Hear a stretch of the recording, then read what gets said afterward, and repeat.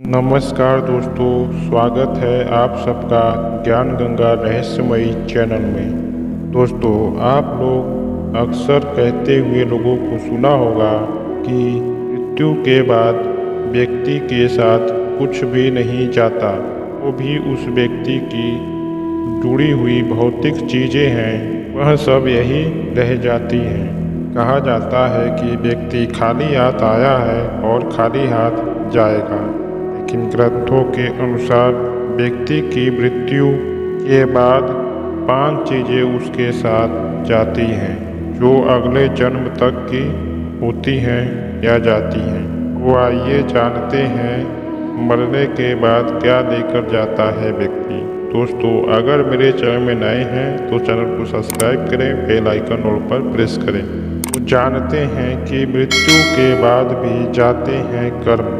भगवत गीता में कहा गया है, मनुष्य का जीवन बिना कर्म के बगैर संभव नहीं है। हर पल मनुष्य बुरे या अच्छे कर्म करता ही करता है।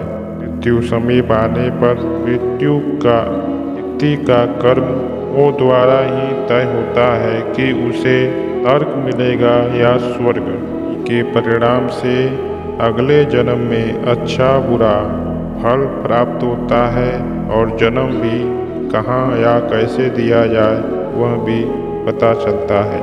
कहा जाता है, कर्म 7 जन्मों तक व्यक्ति का पीछा नहीं छोड़ता है। इसका एक उदाहरण तो आपको महाभारत में ही मिल जाएगा। रणों के सैया पर लेटे हुए भीष्म पितामह को भगवान श्री कृष्ण जी ने मृत्यु क्यों मिली, तो भगवान श्री कृष्ण जी ने उन्हें 101 वर्ष की घटना याद दिलाई। 101 जन्म पहले भीष्म पितामह एक अधमरे सांप को उठाकर एक कांटे वृक्ष में फेंक दिया था। गर्भ मनुष्य का कभी भी पीछा नहीं छोड़ते। मृत्यु के बाद भी साथ जाता है ज्ञान और पुण्य। ज्ञान जो है व्यक्ति को सबसे अलग करता है। ज्ञान के अनुसार आप अपना जीवन वह बेहतर और लोगों के लिए बहुत ही नाम और एक छाप छोड़ जाते हैं। इसलिए अपने मृत्यु से पहले आप जितना ज्ञान प्राप्त कर सकते हैं वह आपके बहुत ही काम आएगा। दरअसल ऐसी मान्यता है कि जीवित व्यक्ति जो गुण सीख लेता है वह उसके साथ मृत्यु के बाद भी जाते हैं।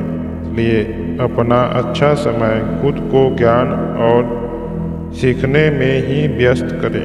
भगवत गीता में भी इस बात का जिक्र किया गया है कि ज्ञान और दान कभी भी नष्ट नहीं होता है, और मृत्यु के साथ भी जाता है कर्ज। ग्रंथों में बताया गया है कि कर्ज कभी भी व्यक्ति का पीछा नहीं छोड़ता।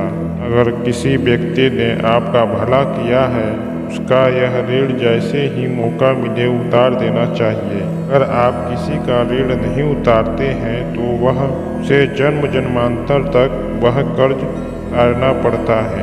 अगले जन्म में वह कर्ज आपको किसी रूप में ही चुकाना पड़ सकता है। साथ ही अगर किसी को आपने कर्ज दिया है और उस व्यक्ति की मृत्यु कर्ज चुकाने से पहले ही हो जाती है, तो आपको भी बार बार जन्म लेना पड़ सकता है।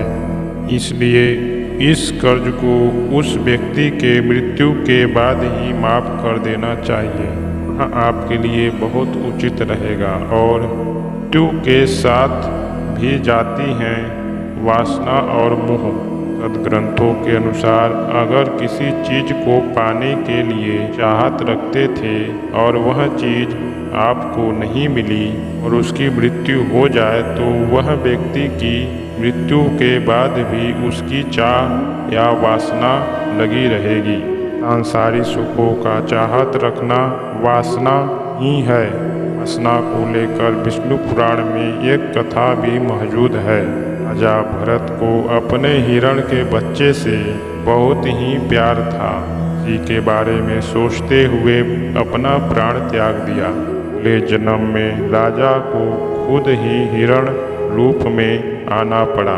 या जन्म लेना पड़ा। इसलिए कामना और वासना को अपने पर हावी नहीं होने देना चाहिए। साथ ही किसी भी चीज को अधिक लेकर मोह माया नहीं होनी चाहिए। और मृत्यु के साथ भी जाता है पुण्य।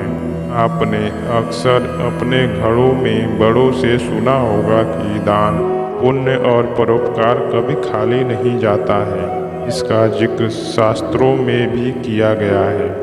जीवन में अगर अपरिचित कोई व्यक्ति मदद करता है, यह अर्थ भी हो सकता है कि आपके पिछले किए गए हुए दान पुण्य हो चुका रहा है। इसलिए दान पुण्य करते रहना चाहिए। यह व्यक्ति के मृत्यु के बाद भी इनके साथ जाते हैं। तो अगर यह ज्ञानवर्धक बातें आपको अच्छी लगी हो तो मेरे चैनल को एक बार सब्सक्राइब और बेल आइकन ऑल पर प्रेस कर दें। मिलते हैं मित्रों नई वीडियो में, तब तक के लिए जय श्री।